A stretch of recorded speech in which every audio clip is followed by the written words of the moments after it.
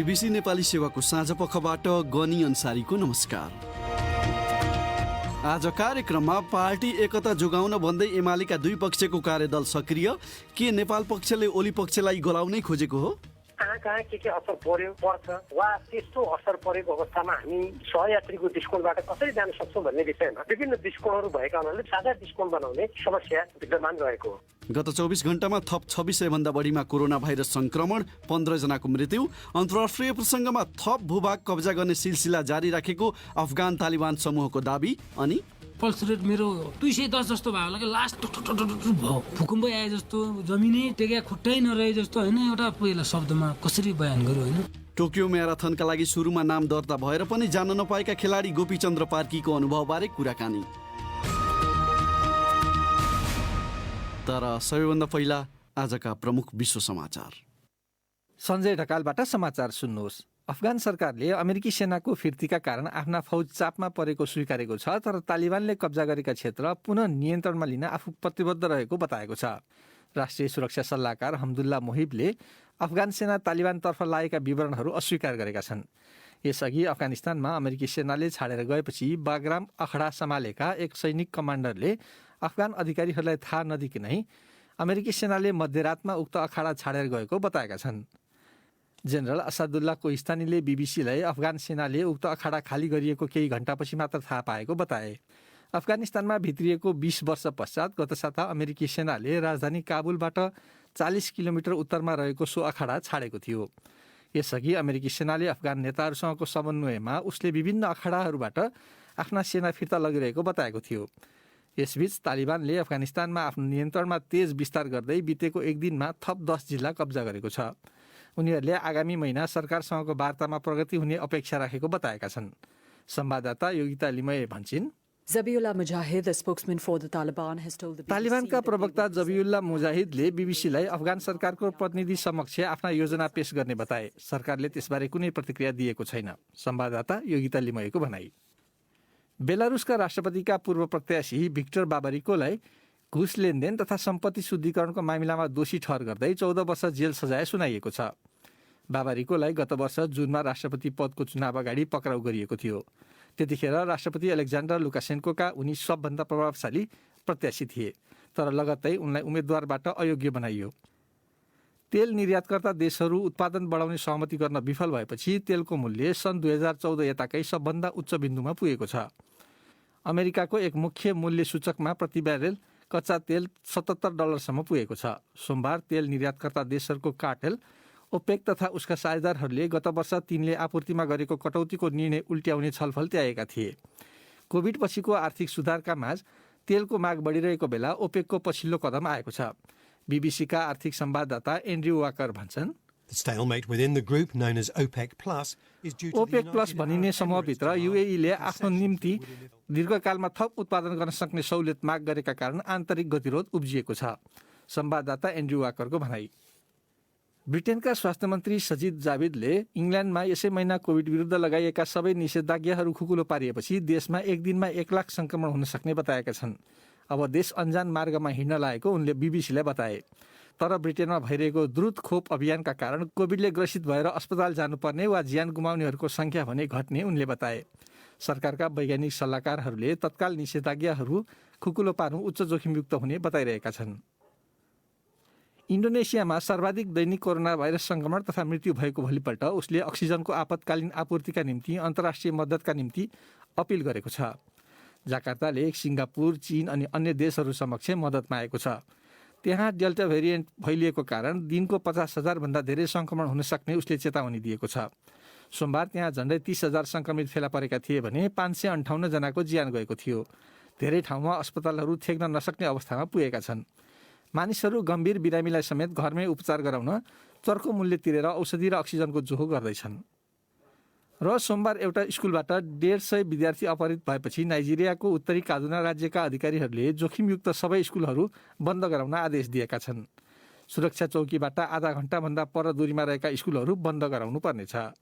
यो बीबीसी नेपाली सेवा हो।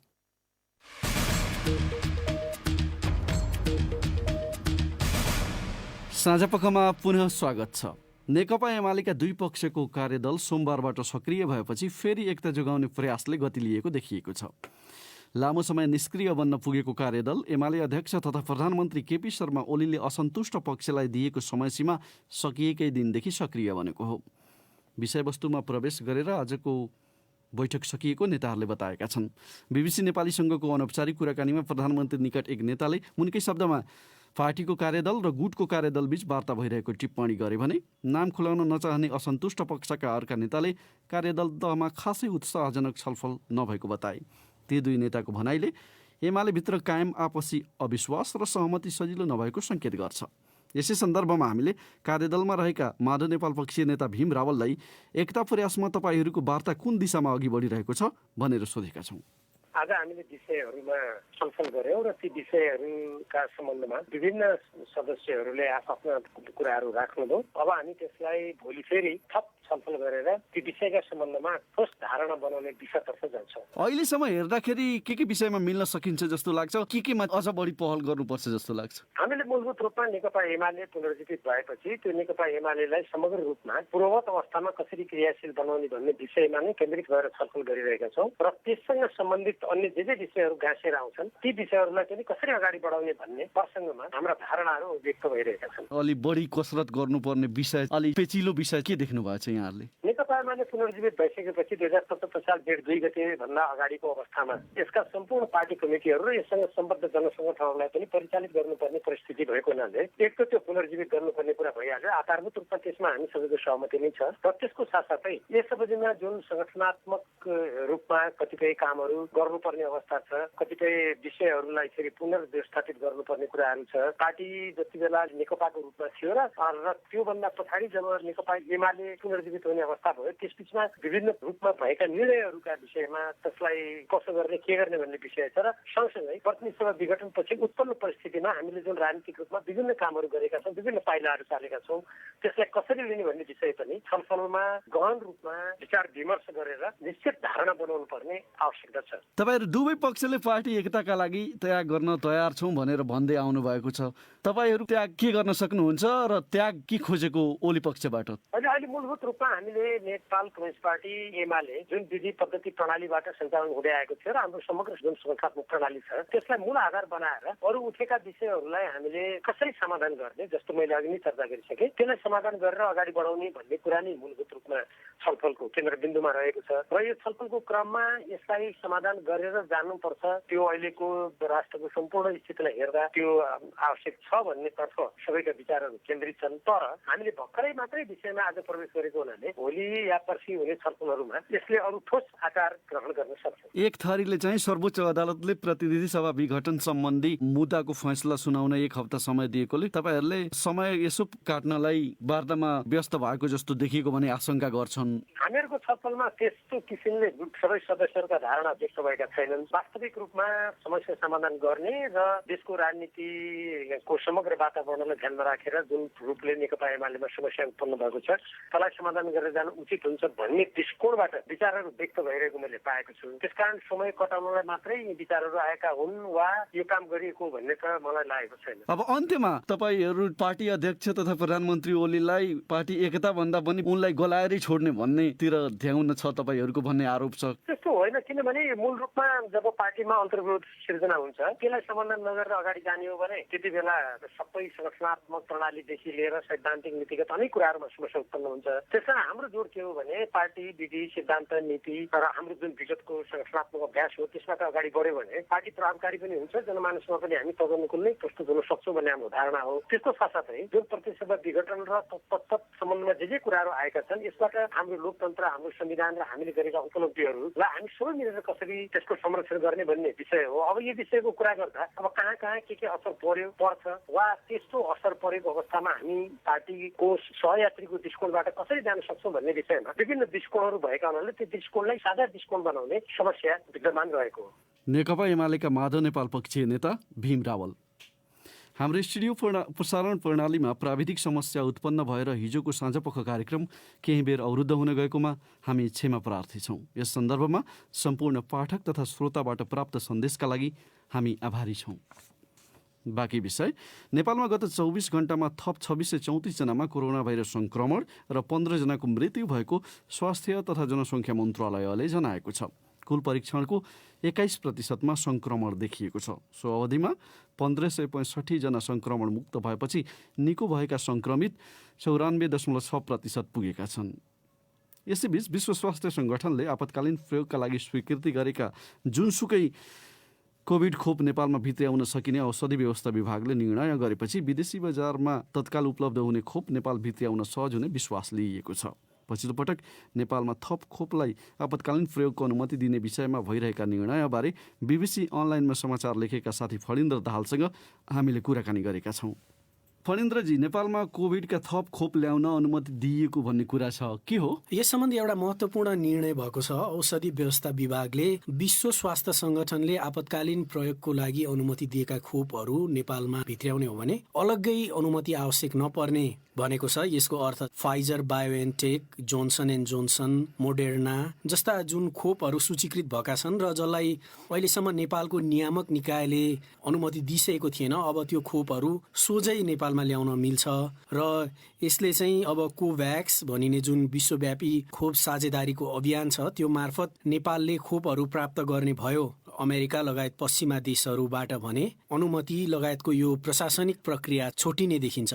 चीनमा विकास गरिएका अरू खोपले पनि अनुमति लिन चाहेको भनेर तपाईँले हाम्रो अनलाइन bbcnepali.com मा लेख्नु भएको छ। त्यसमा के भइरहेको छ? चीनको खास गरी 2वटा खोपहरूले चाहिँ अनुमति प्राप्त गर्ने प्रक्रियाको बारेमा औषधि व्यवस्था विभागसँग सोधपुछ गरेको भनेर बुझिएको छ। र त्यो मध्ये एउटा क्यान्सिनो चाहिँ चीनको सैनिक आयोगले आफ्नो देशको सेनाहरूको लागि प्रयोग गर्न अनुमति पनि दिएको छ। त्यो चीनको सैनिक स्वास्थ्य विज्ञान प्रतिष्ठान र चीनको एउटा कम्पनीले मिलेर विकास गरेको भनेर भनिएको छ। चीन बाहेक उक्त खोपले अर्जेन्टिना, चिले, हंगेरी, इक्वेडर, मलेसिया, मोल्डोभा, पाकिस्तान र मेक्सिकोमा आपतकालीन प्रयोगको अनुमति पाएको द न्युयोर्क टाइम्सले उल्लेख गरेको छ। र त्यो खोप एउटै मात्रा लिँदा पनि हुने र लगभग 65% भन्दा बढी प्रभावकारी देखिएको भनिएको छ। र विज्ञहरू चाहिँ 50% भन्दा बढी प्रभावकारी देखिएका खोपहरू यस्तो महामारीको समयमा एकदमै सहजै लाउँदा हुन्छ भनेर भनिरहेका छन्। यो बाहेक अर्को चीनमा नै अहिले तेस्रो चरणको परीक्षणमा रहेको खोपले पनि आपतकालीन प्रयोगको अनुमति पत्र लिने प्रक्रियाको बारेमा बुझ्न आएको भनिएको छ। तर नेपालले चाहिँ कुनै पनि देशको नियामक निकाय वा विश्व स्वास्थ्य संगठनले अनुमति दिएको खोपहरूलाई मात्र आपतकालीन प्रयोगको लागि अनुमति दिएको छ। त्यो परीक्षणमै रहेको भएर त्यसमा चाहिँ खासै कुरा अघि नबढेको बुझिन्छ गनिजी। फणिन्द्र दाहाल, खोपकै बारेमा तपाईँहरूले पठाएका प्रतिक्रिया सुनौँ। साथीहरू सञ्जय ढकाल र सृजना श्रेष्ठबाट। आजदेखि भेरोसेल खोपको दोस्रो मात्रा दिन सुरु गरिएको छ। नेपालले चीनबाट खरिद गरेको खोप पनि असार 24 गतेदेखि आउन सुरु हुने र खोप कार्यक्रमले गति लिने सरकारले दावी गरेको छ। यो अवस्थामा नेपालको कोभिड खोप कार्यक्रमप्रति तपाईँको धारणा के छ भनेर हामीले सामाजिक सञ्जालमा राखेको प्रश्नको हामीलाई थुप्रै जवाफ प्राप्त भएका छन्। तीमध्ये केहीलाई हामीले यहाँ समेटेका छौं।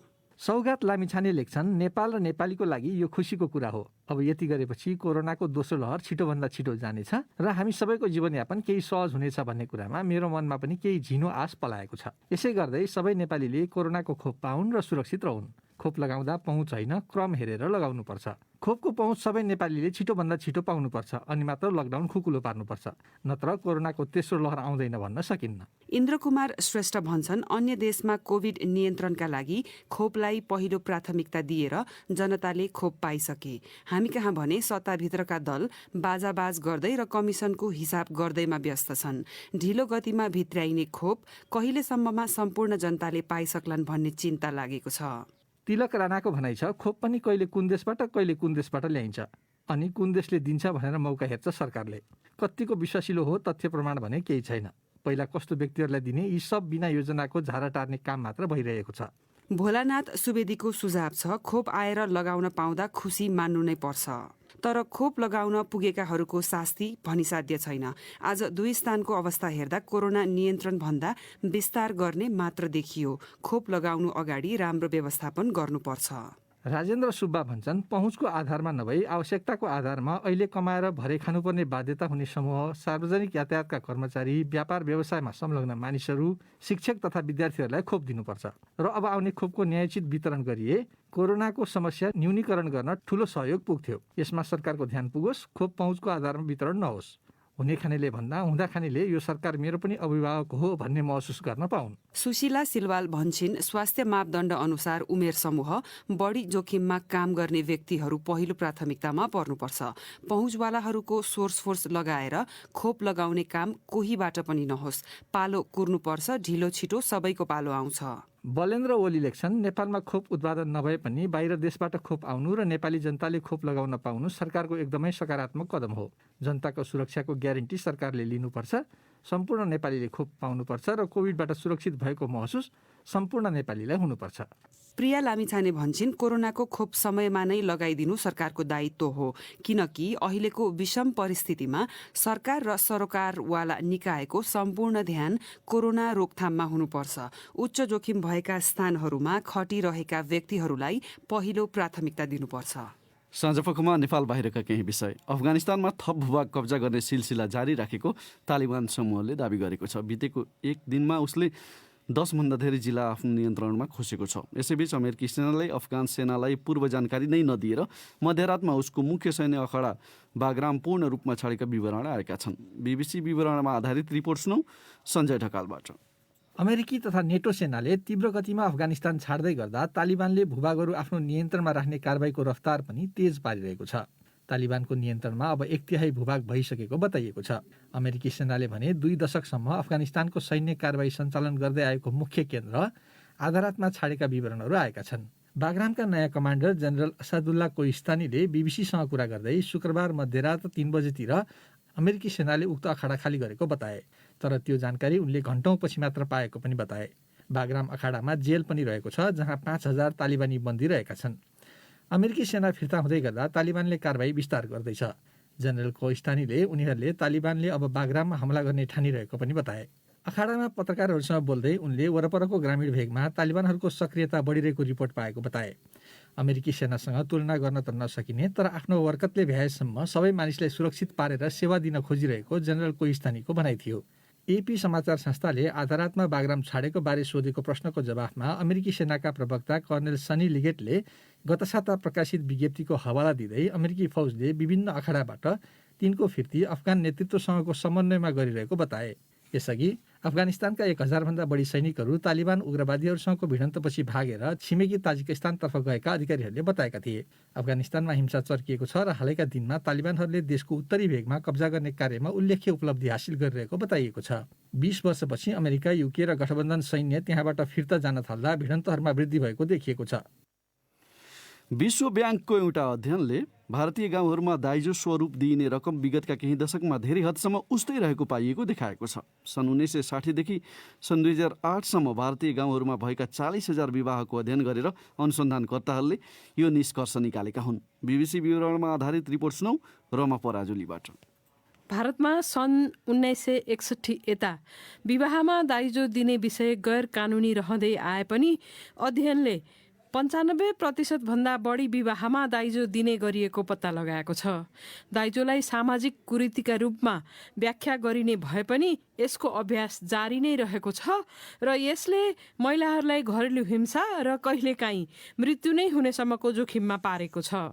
दक्षिण एसियामा दाइजो दिने र लिने परम्परा शताब्दी पुरानो हो, जहाँ दुलहीका आमा बुवाले दुलाहाका परिवारलाई पैसा, लुगाफाटो र गरगहना दिने गर्छन्। यो अध्ययन भारतको 96% जनसङ्ख्या समेट्ने 17वटा राज्यहरूको विवरणमा आधारित छ। यसले ग्रामीण भारतलाई केन्द्रित गरेको छ, किनभने भारतमा ठूलो सङ्ख्या गाउँमै बस्छन्। अर्थविद यस अनुकृति, निस्हित प्रकाश र सुनगो कोलले विवाहको समयमा दिने उपहारको मूल्य सम्बन्धी जानकारी प्रयोग गरेका थिए। उनीहरूले कुल दाइजो, दुलहीका परिवारले दुलाहाको परिवारलाई दिएको उपहार र दुलाहाको परिवारले दुलहीको परिवारलाई दिएको उपहारको मूल्य घटाएर निकालेका हुन्। एकदमै कम विवाहमा मात्रै दुलाहाको परिवारले दुलहीको परिवारलाई धेरै रकम दिएको पाइएको छ। अध्ययनले दुलहाको परिवारले औसतमा करिब 5,000 भारतीय रुपैयाँ बराबरका उपहारहरू दुलहीको परिवारका लागि दिएको देखाएको छ। दुलहीको परिवारले भने करिब 7 गुणा अर्थात् सरदर 32,000 भारतीय रुपैयाँ खर्च गर्ने देखिएको छ। दाइजो दिनका लागि ठूलो रकम घरको बचत वा आयको प्रयोग हुन्छ। सन् 2007मा ग्रामीण भारतमा घरको वार्षिक आयको औसतमा 14% दाइजोका लागि प्रयोग हुन्थ्यो।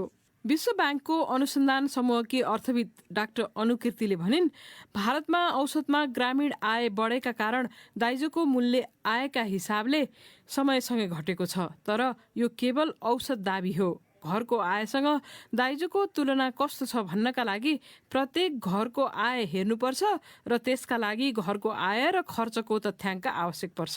तर हामीसँग त्यस्तो तथ्याङ्क उपलब्ध छैन, उनले भनिन्। सन् 2008देखि अहिलेसम्म भारतमा धेरै परिवर्तन भइसकेको छ। तर अनुसन्धानकर्ताहरू भने दाइजो दिने अभ्यासमा त्यति धेरै परिवर्तन आउने नदेखिएको बताउँछन्। कुनै नाटकीय परिवर्तन वा विवाह बजार कानुन, महिला पुरुषको सम्पत्ति र महिलाको श्रम बजारको परिणाम बिना त्यस्तो परिवर्तन नहुने देखिएको उनीहरूले बताएका हुन्। अध्ययनले भारतका सबै मुख्य धार्मिक समूहमा दाइजो प्रचलित रहेको पत्ता लगाएको छ। फेरि नेपाल। 2 हप्तापछि जापानमा आयोजना हुन लागेको टोकियो ओलिम्पिक्सका लागि छनौट भएका म्याराथन धावक गोपीचन्द्र पार्कीको नाम दर्ता नभएपछि उनी सहभागी हुनबाट वञ्चित भएका छन्। म्याराथनमा कोटा प्राप्त नभएकोले उनको सट्टा अर्कै खेलाडी पठाइएको नेपाल ओलिम्पिक कमिटीले जनाएको छ। यो घटनालाई नेपाली खेलाडीमाथि भएको अहिलेसम्मकै ठूलो अन्याय भनिएको छ। यसै सन्दर्भमा हामीले पार्कीलाई सोधेका छौँ, के ओलिम्पिक सपना यो रूपमा टुङ्गिन्छ भनेर तपाईँले कहिले सोच्नु भएको थियो? अनि यो त सोच भन्नाको बाहिर कुरा। यस्तो कसैले पनि सोच्न नि सोच्दैन, यस्तो कसैलाई हुन पनि हुँदैन। यो त पहिलोचोटि सायद इतिहासमा पहिलोपटक भएको होला। तपाईँ ओलम्पिकमा नजाने जुन निश्चित भयो त्यो थाहा भएपछि तपाईँलाई कस्तो लाग्यो? जब मेरो कोचले भन्नुभयो नि, कोचले भनेपछि त म भन्छु नि मेरो हात जिरिङ भयो होइन। कहिलेकाहीँ तपाईँले यस्तो अप्रिय घटना घट्दाखेरि त्यो महसुस गर्नु भएको होला। यी शुभमन थक थक थक थक थक भयो क्या। जस्तो ट्रेनिङ स्पिड ट्रेनिङ गर्दाखेरि पल्स रेट मेरो 180 पुग्छ नि, यो लगभग 210 जस्तो भयो होला कि। लास्ट भयो, भूकम्प आए जस्तो, जमिनै टेका खुट्टै नरहे जस्तो होइन। एउटा पहिला शब्दमा कसरी बयान गर्यो होइन। अनि आफूलाई चाहिँ कसरी सम्हाल्नु भयो नि? सबैभन्दा पहिला आफूले आफूलाई सम्हाल्नुपर्छ कि जीवन सोचे जस्तो चाहिँ छैन। कहिलेकाहीँ के हुन्छ भन्दाखेरि सोचे भन्दा बाहिरको घटना हुन्छ, त्यो घटनालाई फेस गर्न सक्नुपर्छ। जसले फेस गर्न सक्दैन त्यो अप्रिय घटना हुन्छ। हामी चाहिँ अहिले स्पेसल फोर्सतिर ट्रेनिङ पनि गरेको, धेरै कुराहरू त्यहाँबाट नै हामीले सिकेका छौँ कि जस्तो सुकै परिस्थितिमा पनि आफूलाई चाहिँ पहिला बचाउन सक्नुपर्छ। अथवा हाम्रोमा सर्भाइभल भन्ने हुन्छ क्या, केही नखाँदा पनि बाँच्न सक्नुपर्छ, जस्तो सुकै परिस्थितिमा पनि लड्न सक्नु भन्ने त्यो कुराले पनि अलिकति मोटिभेटेड छु। टोकियो ओलम्पिकको लागि कति मेहनत गर्नु भएको थियो तपाईँले? मेरो व्यक्तिगत हिसाबमा चाहिँ 2 वर्ष अगाडिदेखि नै, आधिकारिक रूपमा चाहिँ 8 महिनादेखि। महामारीको कारणले गर्दाखेरि मान्छे बाहिर निस्किन्थेन। अब मैले चाहिँ त्यतिखेर ज्यानको माया नमानेर बाँच्यो भने खेल जीवनमा चाहिँ ओलम्पिक खेलेर चाहिँ छोड्नुपर्छ भन्ने साथ दिन रात तपाईँको कहिले काहीँ भ्याउँथेन क्या। अब यो त्यो नभ्या भने राति सुइट गयो ट्र्याकमा, अब केही पनि डिस्टर्ब हुँदैन, ढुङ्गा माटो हुँदैन, अँध्यारोमा सुई 24 घन्टाको टाइममा चाहिँ ट्रेनिङ गरेको छु क्या। म त्यो भनौँ न दिन रात यो पानी घाम साम अनि केही होइन कि। आफ्नो खेल जीवनलाई चाहिँ अब कसरी अगाडि बढाउने भनेर सोच्नु भएको छ? अझै समय छ मसँग। म अहिले 30 वर्षको भयो। अब हाम्रो वैकुण्ठ मानन्दर भनेको उहाँले 38 वर्षको उमेरमा रेकर्ड गरे भने अझै त म त 8 वर्ष पछाडि छु नि त। अझै 8 वर्ष छ कि ओलम्पिक आउनु अब कति छ? 3 वर्ष छ भनेपछि भोलि म ओलम्पिक क्वालिफाई हुन्न भन्ने पनि त ग्यारेन्टी छैन नि त।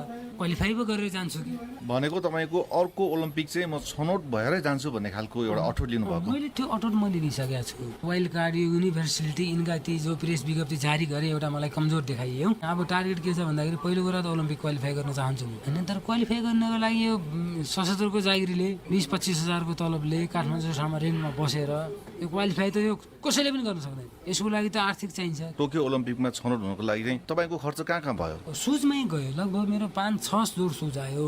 त्योभन्दा अगाडि लगभग 5-6 जोड मैले युएसएबाट मगाएँ। स्पाइक डाइटलाई पर्छ। नेपालमा सिलेक्सनको लागि मात्र सकिएको छ। 2 जना हामी आउन जान आउँदाखेरि लकडाउनमा 11,000 थियो टिकटको। सिलेक्सनमा मात्रै 50,000 हो कि। अन्तमा के भन्न चाहनुहुन्छ? अब यसको क्षतिपूर्ति चाहिँ के हुन सक्ला? अब टोकियो त मेरो घुमिसक्यो। अब म चाहिँ के चाहन्छु भन्दाखेरि मेरो धेरै कुराहरू मैले लस गरिसकेँ। मसँग छैन, रिकभर गर्न गाह्रो छ, टुर्नामेन्ट छैन, अब ऋण पनि छ। कम्तीमा पेरिसको लागि स्कलरसिपमा पारिदिएर ओलम्पिक खेल्ने वातावरण मिलाइदियो भने त मैले खेल्ने एउटा मोराल हुने हो नि त। त्यही भएर अब चाहिँ खेल्ने वातावरण मिलाइयोस्, मैले जे भोग्यो अरूले भोग्न नपरोस्, यस्तो कालो दिन कुनै पनि खेलाडीको जीवनमा नआओस् भन्न चाहन्छु। टोकियो म्याराथनका लागि सुरुमा नाम दर्ता भएर पनि जान नपाएका नेपाली धावक गोपीचन्द्र पार्की साथै निरञ्जन राजवंशीसँग कुरा गर्दै आज मङ्गलबार अब प्रस्तुत छ सकारात्मक प्रयासबारे चर्चा गरिने साप्ताहिक विकल्पको बाटो।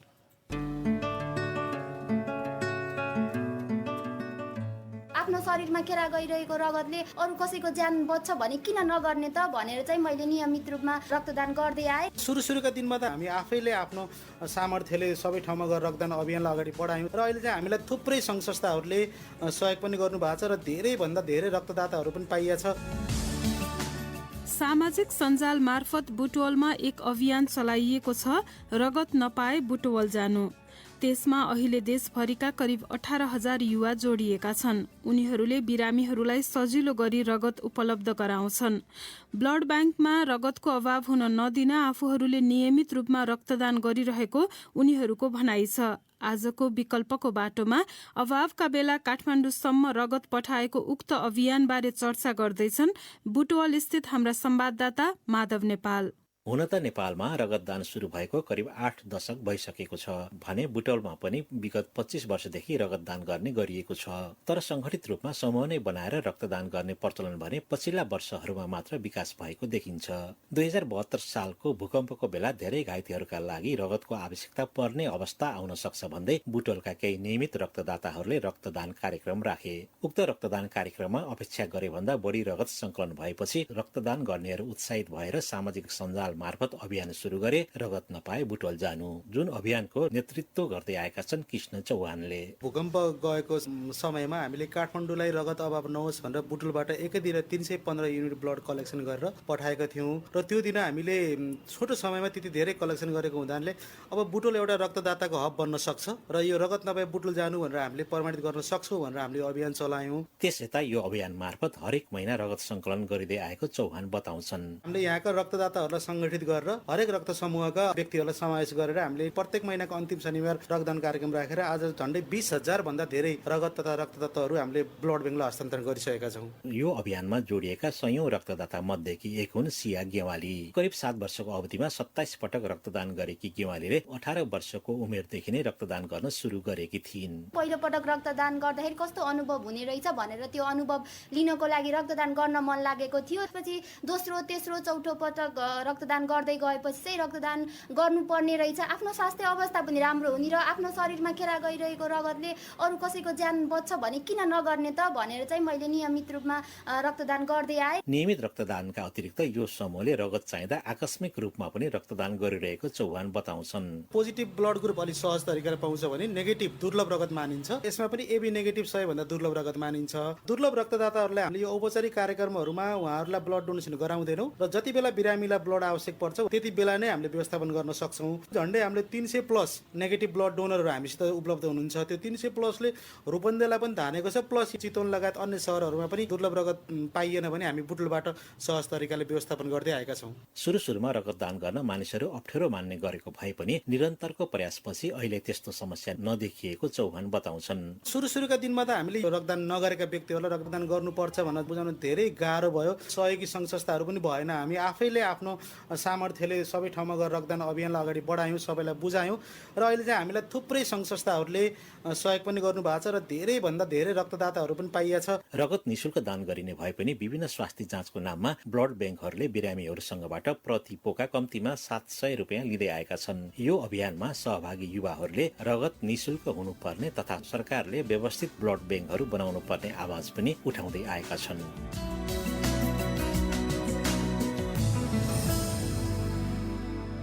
रगत नपाए बुटवल जानु भन्ने अभियानमा केन्द्रित विकल्पको बाटो प्रस्तुत गर्दै थिए माधव नेपाल।